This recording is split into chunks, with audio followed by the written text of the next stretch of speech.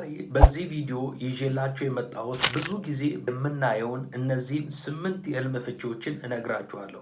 የመጀመሪያው እናት በህልሞቻችሁ ማየት፣ ሁለተኛ የማታውቁት ሰፈር ስትገቡ ማየት፣ ሶስተኛ በትልቅ ገደል መካከል ስታልፉ ወይ ትልቅ ገደል ማየት፣ አራተኛ እባብ በህልሞቻችሁ ካያችሁ፣ አምስተኛ የጣት ቀለበት ስታደርጉ ስታዩ፣ ስድስተኛ ረጅም ተራራ ስትወጡ ማየት፣ ሰባተኛ ወንዝ ውስጥ ስትዋኙ በህልም ማየት፣ ስምንተኛ መንገድ ላይ ቆማችሁ ካያችሁ ጌታ እግዚአብሔር ምን ብሎ እየተናገራችሁ ነው? እርግጠኛ ነኝ ይህንን ቪዲዮ ከመጀመሪያው እስከ መጨረሻው ካዳመጣችሁ ብዙ ጊዜ ከምታዩት ህልም ጋር ተመሳሳይነትና ፍንጭ ሊሰጣችሁ እንደሚችል ሙሉ በሙሉ እምነት አለኝ። ይህንን ቪዲዮ ስትጀምሩ ቀድሞ እንደምታደርጉ ላይክ በማድረግና ህልሞቻችሁን ኮመንት ላይ በማስቀመጥ አዲስ የሆናችሁ ሰብስክራይብ እና የደውል ምልክቷን እንድትጫኑ ጠይቃችኋለሁ። አሁን ወደ ሰራሁት ህልምና ፍቺ እንሄዳለን።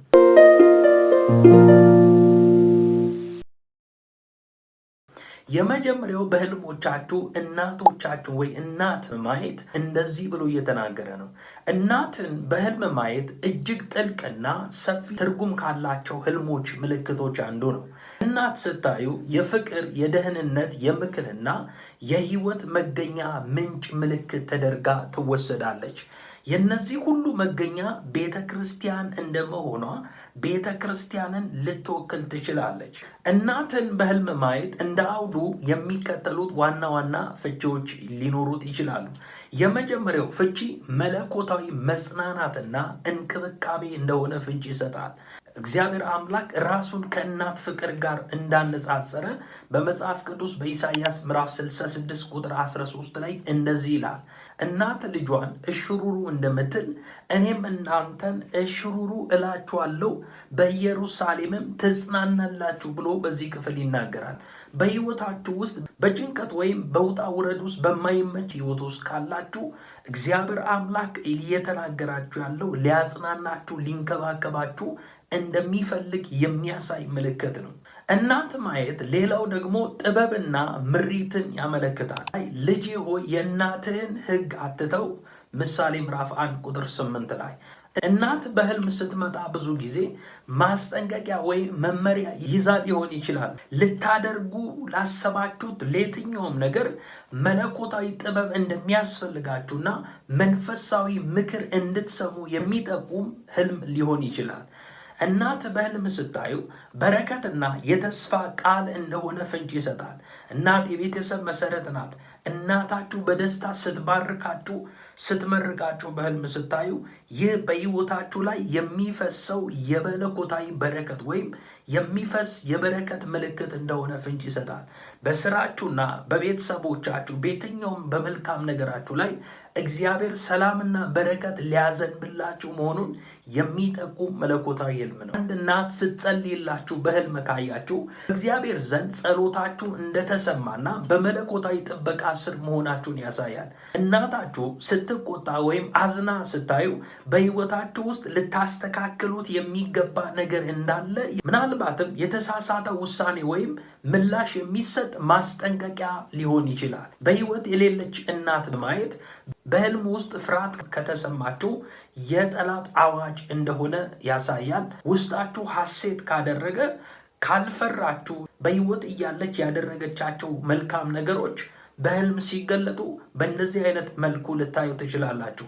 ይህ ህልም የሚያሳየው ናፍቆትን የሚያሳይ ህልም፣ ነገር ግን በመንፈሳዊ ሁኔታ የቆየ የቃል ኪዳን በረከት መታደሱን ወይም ካለፈው ህይወታችሁ ልትወስዱት የሚገባ ትምህርት እንዳለ ፍንጭ ይሰጣል። ይህ ማለት የቃል ኪዳን መታደስ ማለት በእሷ በህይወት እያለች ለእናታችሁ የገባችሁትን ቃል ኪዳን ሊያስታውስ ይችላል። ሁለተኛ የማታውቁት ሰፈር በህልም ስትገቡ ማየት። በህልም የማታውቁት ሰፈር አዲስ አካባቢ መግባት፣ አዲስ የህይወት ምዕራፍንና ለውጥን ወይም መንፈሳዊ ግራ መጋባትን ሊያመለክት ይችላል። የህልሙ ትርጉም እንደ ሰፈሩ ሁኔታ ፍቺውን ሊወስን ይችላል። ዋና ፍቺዎችን እንደሚከተለው እንመልከት። የመጀመሪያው አዲስ ሰፈር መግባት አዲስ ምዕራፍና መለኮታዊ ጥሪ እንደሆነ ፍንጭ ይሰጣል።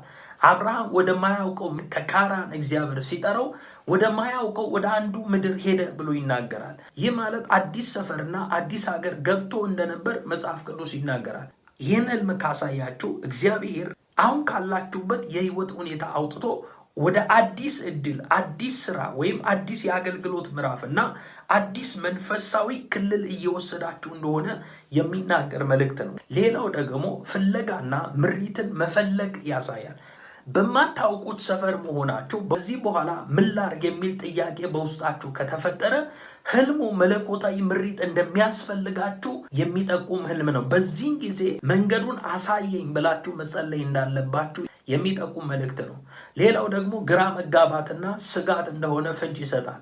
ሰፈሩ አስፈሪ ከሆነ መንገዱ ደግሞ ጠፍቶባችሁ ከሆነ በህይወታችሁ ውሳኔ ላይ እርግጠኛ አለመሆናችሁንና የጠላት ውዥንብር የጠላት ቻሌንጅ እንዳለ የሚያሳይ መልእክት ነው።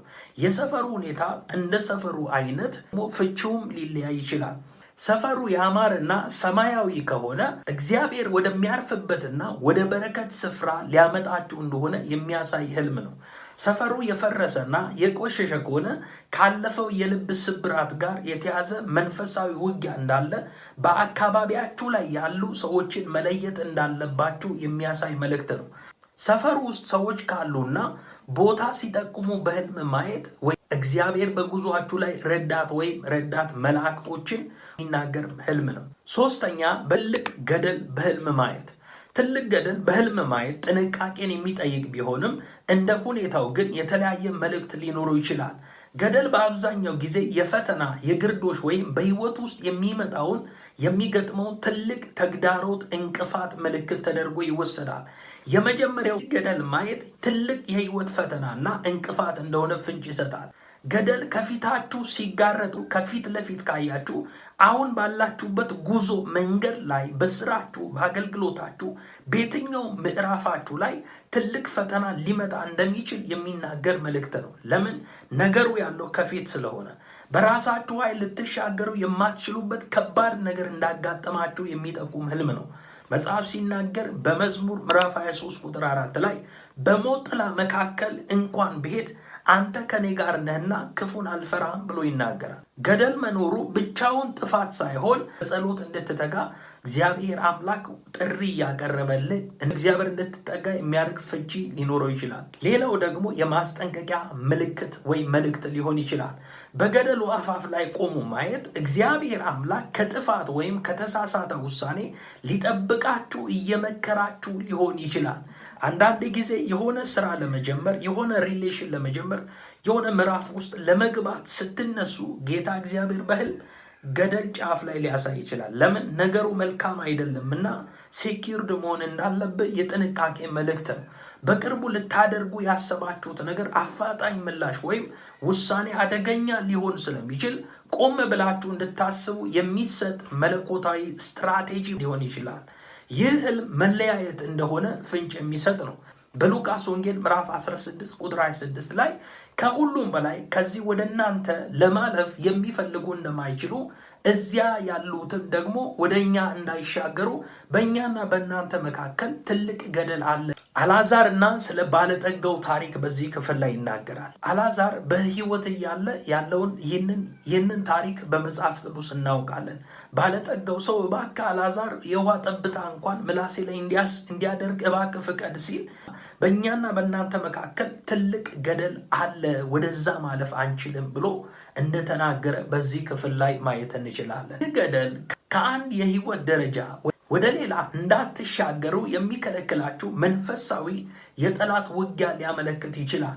ሌላው ደግሞ ይህ ከአንድ የህይወት ደረጃ ወደ ሌላ ምዕራፍ እንዳትሻገሩ የሚከለክል የጠላት ተግዳሮት ሊሆን ይችላል። በዚህ ሰዓት የእግዚአብሔር ጸጋ ካረዳችሁ በቀር በራሳችሁ ልትሻገሩ እንደማትችሉ የሚያሳይ መልእክት ነው። ገደሉን ያያችሁበት ሁኔታ እንዴት እንደሆነ አውዱን ተከትሎ ፍቺው ሊለወጥ ይችላል። ገደሉን ተሻግራችሁ ከሆነ በህይወታችሁ ላይ የመጣውን ታላቅ ፈተና በድል እንደምትወጡና ወደ ተሻለ ህይወት እንደምትገቡ የምስራች መልእክት ነው። ከገደሉ አፋፍ ላይ ወደ ኋላ ከተመለሳችሁ እግዚአብሔር ከትልቅ ሞት እንዳዳናችሁ ታልፉበትን መንገድ እንድትቀይሩ እንደረዳችሁ የሚያሳይ መልእክት ነው። ገደል ውስጥ ሆናችሁ ወደ ላይ የምታዩ ከሆነ በትህትና እግዚአብሔርን የምትጠሩበት ወቅት እንደሆነ ፍንጭ ይሰጣል። መዝሙር 130 ቁጥር 1 ላይ እርሱም ከጥልቁ ወደ አንተ ጮኩኝ ብሎ ይናገራል ዳዊት ሲናገር። ስለዚህ ጸሎታችሁ እንደተሰማና ጌታ እግዚአብሔር አምላክ እርዳታ የእግዚአብሔርን እጅ እንድትጠይቁ የሚናገር መልእክት ነው። አራተኛ በህልሞቻችሁ እባብ ስታዩ። እባብ በህልም ማየት ብዙውን ጊዜ ጥንቃቄን፣ ተንኮልን ወይም መንፈሳዊ ውጊያን የሚያመለክት ቢሆንም እንደ ሁኔታው ግን የተለያየ ፍቺዎች ሊኖሩ ይችላሉ። የመጀመሪያው እባብ ማየት የተንኮልና የጠላት ምልክት እንደሆነ ፍንጭ ይሰጣል። በመጽሐፍ ቅዱስ ውስጥ እባብ ለመጀመሪያ ጊዜ የተጠቀሰው በኦሪት ዘፍጥረት ምዕራፍ 3 ላይ እንደሆነ መጽሐፍ ቅዱስ ይናገራል። ይህ እባብ ሰውን ለማሳሳት የመጣ ተንኮለኛ እንደሆነ ተጽፏል። በዘፍጥረት ምዕራፍ 3 ቁጥር 1 ላይ እንደዚህ ብሎ ይናገራል። እባብ እግዚአብሔር አምላክ ያህዌ ኤሎሂም ከፈጠራቸው የዱር አራዊቶች ሁሉ ተንኮለኛ ነበረ ይላል። በሕይወታችሁ ዙሪያ በተንኮል ሊያጠምዷችሁ የሚፈልጉ ሰዎች ወይም የጠላት ውጊያ እንዳለ ሊያመለክት ይችላል። አሁን እባብ በሕልሞቻችሁ ስታዩ አለት ውስጥ የተደበቀውን እባብ ሳይሆን በሰው ላይ የሚገለጠውን ስፒሪት ነው የሚናገረው። ስለዚህ በህልም እባብ ማየት በአካል እባብ ይመጣል ይነድፋል ማለት ሳይሆን በጠላት ዓለም የሚንቀሳቀሱ ሰዎች አሉ፣ እነሱን የሚያሳይና የሚጠቁም መልእክት አለው። ይህ ማለት በሕይወታችሁ በተንኮል ሊያጠምዷችሁ የሚፈልጉ ሰዎች ወይም የጠላት መንፈሳዊ ውጊያ እንዳለ ሊያመለክት ይችላል። ይህ ህልም ንቁ እንድትሆኑ የሚሰጥ ማስጠንቀቂያ እንደሆነ የሚናገር ነው። ሌላው ደግሞ የፈተናና የክስ ምልክት ነው። በዮሐንስ ራእይ ምዕራፍ 12 ላይ የቀድሞ እባብ ተብሎ እንደተጻፈ ይናገራል። እንደዚህ ይላል፣ ታላቁ ዘንዶ የጥንቱ እባብ ተጣለ፣ እርሱም ዲያብሎስ ወይም ሰይጣን ተብሎ የሚጠራው ዓለምን ሁሉ የሚያስተው ነው። እርሱ ወደ ምድር ተጣለ፣ መላእክቱም ከእርሱ ጋር ተጣሉ ብሎ ይናገራል። ዲመኒካልም እየተንቀሳቀሰ ያለ አደገኛ የመንፈስ ውጊያ እንደሆነ ፍንጭ የሚሰጥ ነው። በህሊናችሁ ወይም በሰዎች በኩል የሚመጣ ከሳሽ መንፈስ ወይም እናንተን ከእግዚአብሔር መንገድ የሚያወጣ ፈተና ሊጠቁም ይችላል። በሌላ በኩል እባብ ሲፈታ ጥበብና ብልህነት ሊሆን ይችላል። በማቴዎስ ምዕራፍ 10 ቁጥር 16 ላይ እንደዚህ ብለዋል። ለደቀ መዛሙርቱ ሲናገር እንደ እባብ ልባሞች ሁኑ ብሎ ይናገራል። እባብ በህልማችሁ ምንም አይነት ጉዳት ካላደረሰባችሁ በምታደርጉት አዲስ ነገር በየትኛውም ጉዳያችሁ ላይ የበዛ ጥበብና ብልህነት እንደሚያስፈልጋችሁ የሚጠቁም መለኮታዊ ምክር ሊሆን ይችላል። የእባቡ ሁኔታ ትርጉሙን ሊለውጠው ይችላል።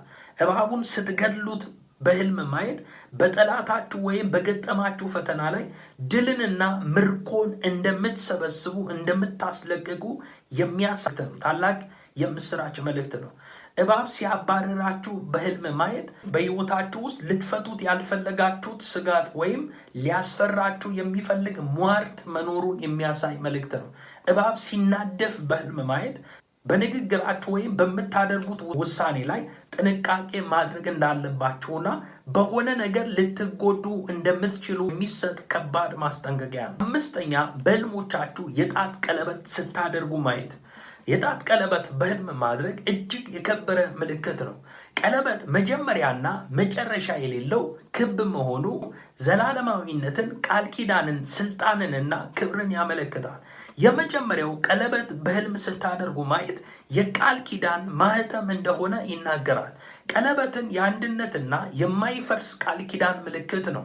እግዚአብሔር በእናንተና በእርሱ መካከል ያለውን ግንኙነት እያደሰ መሆኑን ያሳያል። ሌላው ደግሞ በትዳር ለታጩ ሰዎች የጋብቻ መቃረቡን ሊሆን ይችላል። በመንፈሳዊ ሕይወት ደግሞ ለጌታ የምትሰጡትን ታማኝነት መጨመሩን የሚያሳይ መልእክት ነው። ይህ ህልም ስልጣንንና ባለቤትነትን ይጠቁማል። በመጽሐፍ ቅዱስ ውስጥ ፈርዖን ለዮሴፍ ቀለበቱን በሰጠው ጊዜ ሙሉ ስልጣኑን አሳልፎ እንደሰጠው በዘፍጥረት ምዕራፍ 41 ቁጥር 42 ላይ እንደዚህ ይላል። ፈርዖንም ባለማተሙን ቀለበት ከጣቱ አውልቆ በዮሴፍ ጣት ላይ አደረገው፣ እንዲሁም ከጥሩ የተልባ እግር የተሰራ ልብስ አለበሰው፣ አንገቱም የወርቅ ሐብል አጠለቀለት ይላል። እግዚአብሔር በምታደርጉት ነገር ላይ መለኮታዊ ስልጣንና ሞገስ እየሰጣችሁ መሆኑን ያሳያል። በሰዎች ዘንድ ተሰሚነት የምታገኙበትና የጠፋው ስማችሁ የምታስመልሱበት ጊዜ መቃረቡን ያመለክታል። ይህን ህልም ስታይ ወደ ልጅነት ክብር መመለስ እንደሆነ ፍንጭ ይሰጣል። መጽሐፍ ቅዱስ በሉቃስ ወንጌል ምዕራፍ 15 ላይ ሲናገር አንድ አባት 2 ልጆች አሉት ይላል። ታናሹ አባቴ ድርሻዬን ስጠኝ ብሎ ተቀብሎ ድርሻውን ወደ ሩቅ ምድር ሄደ ይላል።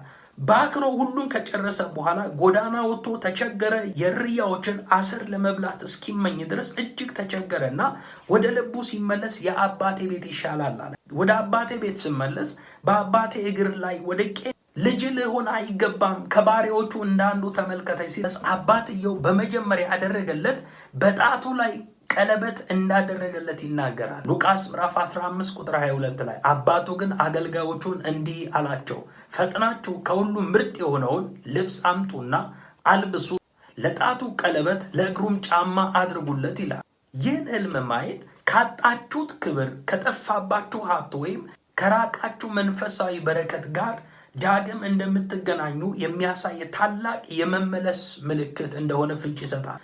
የቀለበቱ አይነትና ሳይዝ ከለር ትርጉሙን ሊለውጠው ይችላል። የወርቅ ቀለበት ማየት መለኮታዊ ክብርን፣ ንጽህናንና የጸጋ ባለጠግነትን ያሳያል። ወርቅ በእሳት ይፈተናል። ስለዚህ የተፈተነ ኪዳን፣ የተፈተነ እምነትንና ንጽህናን፣ ባለጠግነትን የሚጠቁም ህልም ነው። የብር ቀለበት ማየት ቤዛነትን፣ መንፈሳዊ መዳንንና ከክስ ነፃ መውጣትን ያመለክታል። የተሰበረ ቀለበት ማየት ቃል ኪዳን መፍረስ ወይም በአንድ ነገር ላይ ጥንቃቄ ማድረግ እንደሚገባ ማስጠንቀቂያ ሊሆን ይችላል። 6ኛ ወንዝ ውስጥ ስትዋኙ በህልም ማየት። በወንዝ ውስጥ መዋኘት እጅግ ጥልቅ የሆነ የለውጥ የፈውስና የመንፈሳዊ እድገት ምልክት ነው። ወንዝ የእግዚአብሔር ጸጋ፣ መንፈስ ቅዱስና የህይወት ጉዞ መገለጫ እንደሆነ ፍንጭ ይሰጣል። የመጀመሪያው በወንዝ ውስጥ መዋኘት በመንፈስ ቅዱስ መመራት ነው። ይህ ህልም በራሳችሁ ፈቃድና ኃይል ከመመራት ወጥታችሁ ሙሉ በሙሉ በእግዚአብሔር ጸጋና በመንፈስ ቅዱስ ቁጥጥር ስር መሆናችሁን የሚያሳይ ነው። እግዚአብሔር አምላክ ወደ ጥልቅ መንፈሳዊ ምስጢርና በረከት እየወሰዳችሁ መሆኑን ይጠቁማል። ሌላው ደግሞ መንፈሳዊ መታደስና መለየት እንደሆነ ፍንጭ ይሰጣል። ወንዝ ሁል ጊዜ የሚፈስ በመሆኑ ቆሻሻዎችን ጠራርጎ የመውሰድና አዲስ ህይወት የመስጠት ኃይል አለው።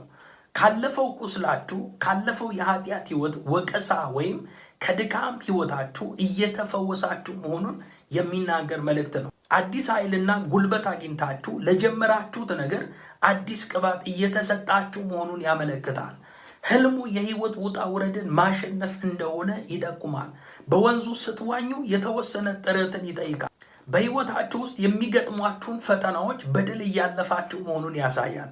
ወንዙን ተሻግራችሁ ማዶ ከወጣችሁ በአሁን ሰዓት ያላችሁበት ውጣ ውረድ የጭንቀት ምዕራፍ አልፎ ወደ ስኬት፣ ወደ ተሻለ ህይወት መግባታችሁን እንደምትደርሱ የሚናገር ትልቅ ማረጋገጫ ነው። የወንዙ ሁኔታ ፍቺውን የተለያየ ወይ ሊለውጠው ይችላል። ወንዙ ጥራቱን የሚያምርና ሰላማዊ ከሆነ መለኮታዊ ሰላምና የተረጋጋ በረከት ወደ ህይወታችሁ እየመጣ መሆኑን ያሳያል። ወንዙ የደፈረሰና የሚገፋ ከሆነ ትልቅ ውጊያ እንዳለና በዚህ ወቅት ጸሎታችሁ ማበርታት መጨመር እንዳለባችሁ የሚጠቁም ነው። በወንዙ ፍሰት አቅጣጫ መዋኘት ደግሞ ከእግዚአብሔር ሐሳብ ጋር ተስማምታችሁ የሄዳችሁ መሆኑንና ነገሮች በቀላሉ እንደሚሳካላችሁ የሚናገር መልእክት ነው። 7ኛ በህልማችሁ ረጅም ተራራ መውጣት። ረጅም ተራራ መውጣት እጅግ ታላቅ የሆነ የድል፣ የመንፈሳዊ ከፍታና የጽናት ምልክት ነው። ተራራ የእግዚአብሔር መገለጫ፣ የጸሎት ስፍራና የቅድስና ምልክት ተደርጎ ይወሰዳል። የመጀመሪያው መንፈሳዊ እድገትና ወደ እግዚአብሔር መቅረብ እንደሆነ ይናገራል። በመጽሐፍ ቅዱስ ውስጥ ታላላቅ መለኮታዊ መገለጦች የተከናወኑት በተራራ ላይ እንደሆነ መጽሐፍ ይናገራል። ሙሴ እግዚአብሔርን ያገኘው በሲና ተራራ ላይ እንደሆነ ይናገራል። ተራራው የመገለጥ ተራራ ነው። ጌታችን ኢየሱስ ክርስቶስ ወደ ረጅሙ ተራራ ወጣ ይልና ሙሴና ኤልያስ ሲነጋገሩ ይሰሙ ነበር ይላል። ስለዚህ 3 ድንኳኖችን እንስራ ብሎ ታሪኩ ይናገራል። ስለዚህ ይህ ህልም የሚናገረው መንፈሳዊ ማንነታችሁ እያደገ መሆኑንና ወደ እግዚአብሔር ይበልጥ እየቀረባችሁ እንደሆነ የሚያሳይ መልእክት ነው። ህይወታችሁ ካላችሁበት ዝቅተኛ ደረጃ ወደሚበልጠው ወይንም ከፍ ወዳለው የክብርና የቅድስና ደረጃ እየተሸጋገራችሁ እንደሆነ ፍንጭ የሚሰጥ። ሌላው ደግሞ ይህ ህልም ፈተናዎችን በድል መወጣት ነው። ተራራ መውጣት ድካምና ጥረትን ይጠይቃል። በህይወታችሁ ውስጥ የገጠሟችሁ ከባድ ችግሮች የጠላት ውጊያዎችንና መሰናክሎችን በጽናት እያለፋችሁ መሆኑን ያሳያል። ተራራው ረጅም ከሆነ ደግሞ የፈተናውን ክብደት ቢያሳይም መውጣታችሁ ግን የድል ባለቤት እንደሆናችሁ ትልቅ ማረጋገጫ። ህልሙ ለታላቅ ዓላማና ሹመት መመረጥ እንደሆነ ይናገራል። ተራራ ከፍታንና ስልጣንን ያመለክታል። እግዚአብሔር ለልዩ ወይም ለየት ላለ አገልግሎት ወይም ለታላቅ ስኬት እያዘጋጃችሁ መሆኑን የሚጠቁም ነው። ወደ እግዚአብሔር ተራራ ማን ይወጣል ብሎ መዝሙር ምዕራፍ 24 ቁጥር 3 ላይ ይናገራል። ይህ ህልም አንተ ካለበት ወይ እናንተ ካላችሁበት እግዚአብሔር ክብር የተመረጣችሁ መሆናችሁን የሚናገር ነው። የተራራው አይነትና ሁኔታ እንደ አውዱ ትርጉሙ ሊለዋወጥ ይችላል። ተራራውን ወጥታችሁ መጨረሻ ላይ ከደረሳችሁ፣ ጫፍ ላይ ከደረሳችሁ የጀመራችሁት ማንኛውም ነገር በፍጹም ድል፣ በሙሉ ድልና እረፍት እንደሚያገኝ ወይንም ሙላት ውስጥ እንደምትገቡ ያበስራል። ተራራውን እየወጣችሁ በጣም ከደከማችሁ ደግሞ አሁን ካላችሁበት ጉዞ ላይ ትዕግስትንና ጽናትን እንደሚያስፈልጋችሁ የሚጠቁም መለኮታዊ ኃይል የሚሰጥ ማበረታቻ እንደሆነ ፍንጭ ይሰጣል። ከተራራው ጫፍ ላይ ሆናችሁ ወደ ታች የምታዩ ከሆነ እግዚአብሔር በጠላቶቻችሁ በችግሮቻችሁ ላይ ስልጣንና የበላይነትን እንደሰጣችሁ የሚያሳይ መልእክት ነው። ስምንተኛና የመጨረሻ በመንገድ ላይ ቆማችሁ ማየት። መንገድ ላይ ቆማችሁ ማየት እጅግ ወሳኝ የሆነ የውሳኔ የጥበቃ ወይም የቆይታ የመጠባበቅ ምልክት ነው። በውሳኔ መገናኛ ላይ መሆናችሁን የሚያመለክት ነው። በመጽሐፍ ቅዱስ ውስጥ ኤርምያስ ምዕራፍ 6 ቁጥር 16 ላይ በመንገድ ላይ ቆሙ፣ ተመልከቱ፣ የቀደመችውን መንገድ ጠይቁ፣ በእርሷም ላይ ሂዱ፣ ለነፍሳችሁም ረፍት ታገኛላችሁ ይላል። ይህ ህልም አሁን ባላችሁበት ህይወት ላይ ትልቅ ውሳኔ የምትወስኑበት ወቅት ላይ መሆናችሁን ያሳያል። እግዚአብሔር ወዴት መሄድ እንዳለባችሁ ቆም ብላችሁ እንድታስቡ ወይ ቆም ብለ አስብ እያለ የሚናገር መልእክት ነው። ሌላው ደግሞ መለኮታዊ ምሪት መጠበቅ እንዳለባችሁ ፍንጭ ይሰጣል። ይህ ማለት እግዚአብሔር እስኪናገር መጠበቅ እንዳለባችሁ የሚናገር መልእክት ነው። መንገድ ላይ መቆም ጉዞ ከመጀመራችሁ በፊት ወይም ትዕዛዝን እንደመጠበቅ ነው። በራሳችሁ ፍጥነት ከመሮጥ ይልቅ የእግዚአብሔርን ድምፅ መጠበቅ እንዳለባችሁ ይጠቁማል። አንዳንድ ጊዜ አፋጣኝ ምላሽ ከመስጠት ይልቅ ቆም ብሎ መጸለይ እንዳለባችሁ ወይም ቆም ብሎ መጸለይ ወደ ተሻለ ህይወት የሚመራ የሚያሳይ ምልክት። በሌላ አቅጣጫ ጥበቃና መሰናክልን መለየት እንደሆነ ፍንጭ ይሰጣል።